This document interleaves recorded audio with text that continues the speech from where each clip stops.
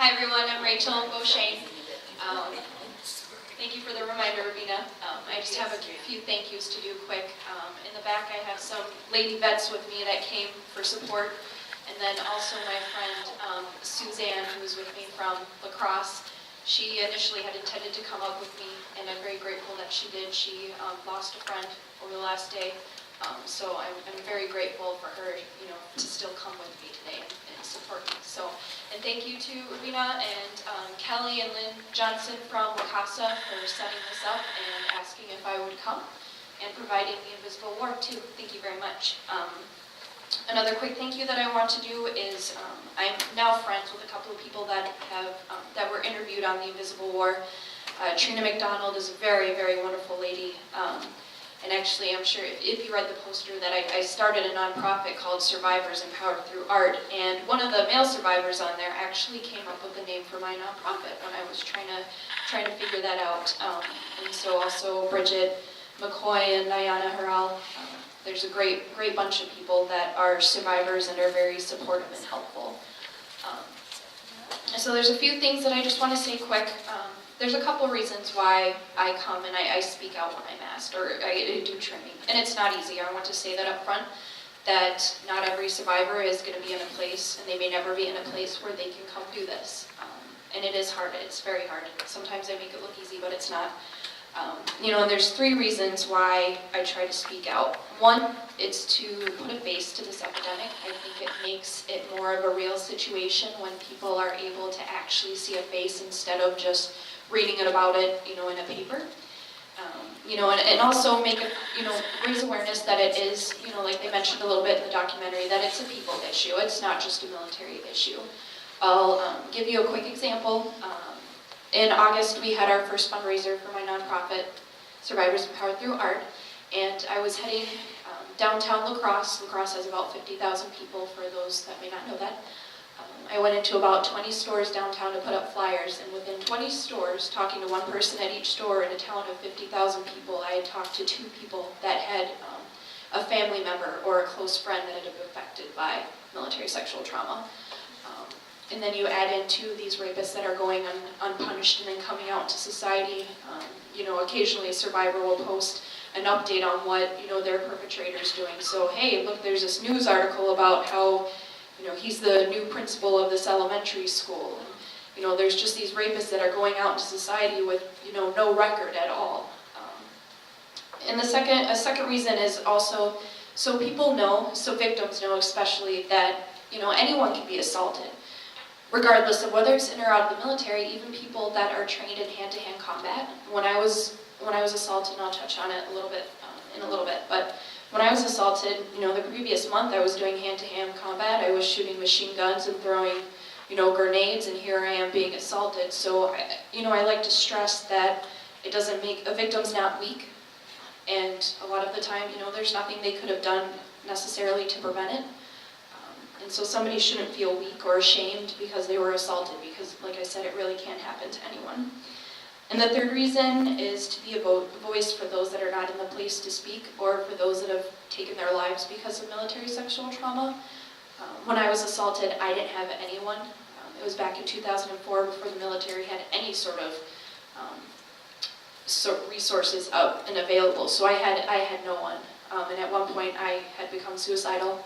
I could have easily taken my life, or gone down a path of drug abuse and alcohol abuse. Luckily I didn't, but I want to make sure that even just by going and speaking, if there's one person in the audience that realizes that they're not alone, that there's a face to another survivor, it makes it all worth it for me. I'll talk just a couple minutes about a little bit about my story, and then I'll see if anybody has any questions or comments regarding the documentary. I grew up all over the world. My mom is from England. My dad used to be an international sales rep from an electrical company, so I was pretty much born with blood to travel and itching feet, ready to get going. When we moved to Wisconsin in '99, and I knew after I graduated high school that I needed to go out and see the world. I'd already been out there. I'd lived in countries like Malaysia. I traveled to Australia, New Zealand, Italy, and so moving to a small town Midwest was a little bit suffocating for me. So I knew that, being fresh out of high school, really the only way that I was going to be able to travel was going into the military. The second reason is that my grandfather on my mom's side was a gunner for England in World War II. He was the only other person in our whole entire family that had ever served in the military, and I was very, very, very close to him as a child until he died about when I was 8 years old, and I took it very hard. And so the second reason why I wanted to join the military was to honor him. So I left a couple of weeks after high school. I had signed up, my parents had signed up for me when I was 17, but I didn't leave for basic until about 3 weeks after I graduated. I went to Fort Jackson, South Carolina for my basic training, and then I went to Fort Meade, Maryland for my AIT, which is the Advanced Individual Training. I was training to be a broadcast journalist, and that is where I was assaulted. I was assaulted by a fellow soldier, somebody who's in my little circle of friends that, we'd go to chow hall together and, go to the mall together, etc. So, it was somebody that I felt I could trust. I was especially tired that night. I had been pulling duty. I guess to go into it just a little bit, when you get to training, there's different levels of privileges, and it was a time where we could all actually go and stay off base, and so we were really excited to, be able to go off base, get a, suite at a hotel, eat lots of really bad junk food, and watch really expensive movies that we could overpay for.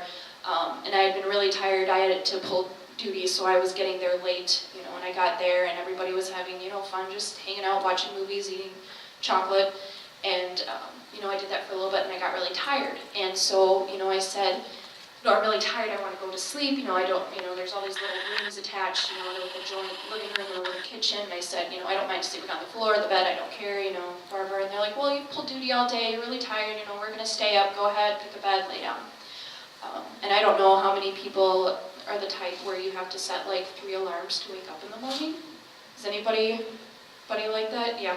Okay, well, I was that person on top of already being tired from working duty, and so when I was being assaulted, I thought I was having a nightmare. It didn't really occur to me what was going on, and it took me a while to kind of at least wake up to the point where I could get out of the situation, and I did. So, for me, it's a little different because I wasn't conscious during my rape. So for me, the events afterwards are more traumatizing than the event itself. I didn't report right away. When I finally gave the courage to do it, I was greeted with hate and victim blaming. I was interrogated hours over multiple days through the Criminal Investigation Division. The typical victim blaming questions like, well, what did you do to make him think he could do this to you? What were you wearing? Did you have a boyfriend? Were you sexually active? Just, these horrible questions. And I remember rocking back and forth in the chair, with my hand over my ears, just saying, like, no means no, it was rape, trying to drown out their voices. I was eventually forced to drop the charges. I was written up for fraternization because you weren't supposed to have any sort of relationship or contact with another soldier, regardless of whether or not it was consensual. And I ended up being stationed in Korea. For broadcast journalism, at least in the military, it falls under public affairs. So there's a couple of different jobs that go to the same school. So, and they train for active duty Army and National Guard and reserves at the same time. So when I was at Fort Meade, there was people that were going to be going home afterwards, or going straight to Iraq, going different places. And so when I got my assignment to Korea, he was in a different job, he was in a different class schedule than I was, and so I thought, okay, I can get to Korea. I'll be 1,000 miles, a couple thousand miles away. I can recover. I can try to move on and enjoy, broadcast journalism and try to honor my grandfather. When I got to Korea, I was at a little detachment with another. My unit didn't have enough people to have their own barracks, so we were with another unit.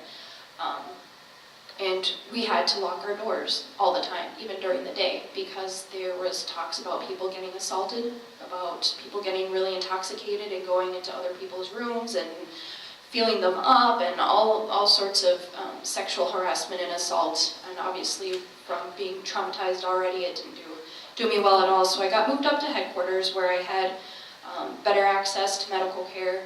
They didn't want to treat me for having post-traumatic stress disorder, because at that time it was only for people that had served in combat, and also they like to cover up sexual assault in the military. So I was treated as having a personality disorder. I was put on a lot of the medications that Corey talked about, if not more. For any of you that know someone that has any sort of medical condition that requires multiple medication, you know it's a joy trying to figure out, you know, multiples that will work together without serious side effects. And at the time, I was just so traumatized. I really didn't care what they gave me. I just, you know, I didn't want to feel. And then what happened was, being a broadcast journalist, I did TV and radio, and I had the opportunity to go with a band that the USO brought over to different bases. And when I was at a base on a Wednesday night, someone came up to me, and he was a soldier that was at training with me, and said, you know, Rachel, I remember hearing about what happened. I just want to let you know he's stationed here now. So he ended up getting stationed in Korea as well. I, you know, immediately broke down. I went up my chain of command, and their response was, well, there's 30,000 troops in Korea. He's at a different base. He's with a different unit. The chances of you running into him are so slim. You're overreacting. You're making a big deal out of this. You shouldn't have to worry about it. Get over it. That was a Wednesday. I ran into him on the Saturday, because the problem was that a lot of the soldiers and airmen came up from those tiny detachments up to Seoul, because that was the headquarters. That's where, you know, the nightlife was. That's, you know, it was a bigger base with more, you know, restaurants and stuff like that. And so I was running into them everywhere, whether it was on base or off base, you know, at least once every 2 weeks. And so as you can imagine, I went, you know, downhill. They didn't have any real services in place to help people with sexual assault. I was getting, you know, mixed responses from my chain of command. I had a sergeant major who was very, very, very supportive of me. I'm still in contact with him today and really owe him my life, because I probably wouldn't be here right now if it wasn't for him. But unfortunately, everyone below and above him was not supportive at all. And it got to the point where I knew that if I stayed in any longer, I was going to commit suicide. I just reached that point. And so luckily I had his support, and he pushed for me to be discharged. So I was discharged out of the military, luckily with an honorable discharge, just over 2 years. You know, and when I come in, I talk, which is actually my fifth time talking. So, you know, I tell people, you know, like when they were asked on there, you know, would you want your daughter to join in the military, or, you know, a friend? I'm not against people joining the military. You know, there's no point being against people joining the military. I mean, if you look at statistics for sexual assault, 1 in 4 college women are assaulted in college. Are we telling women not to go to college? No, we're educating, you know, men and women about sexual assault. We're doing, you know, preventative, you know, informing about consent and what consent is and what resources are out there.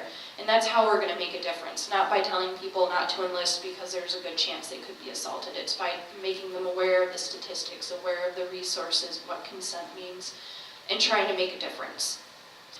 So yeah, so it's hard. I don't think everyone realizes that it's not something that you just get over. Especially, you know, for me, you know, I had an interview with a reporter from the Baltimore Sun last night, you know, with my sexual assault, you know, happening at Fort Meade, and they were wanting to hear from survivors, you know, that were assaulted in the Baltimore area. You know, I realized while talking to him, like, the reason why I have all this hyper-arousal and hyper-vigilance is because I spent 1.5 years wondering when I was going to run into my perpetrator. You know, being repeatedly traumatized by my command, and then, you know, never ever feeling safe, that it's just hard to switch that off. It's hard. Oh, it's very hard. It's, you know, and like I said, you know, when I go and I speak, sometimes it just throws me off for days, but, you know, I talk to people online that have been assaulted, and just know, you know, I get those things saying, you know, thank you for being my voice, thank you for letting me share my story with you, you know, thank you for sharing it with the public, you know, and that's why I talk, that's why I have to, because change needs to happen. It doesn't just affect the victim. It doesn't. It affects everyone around them. It affects their ability to have relationships. It affects their ability to have children. You know, it affects their ability to go to school, to work. You know, we need to talk in order to make a difference. So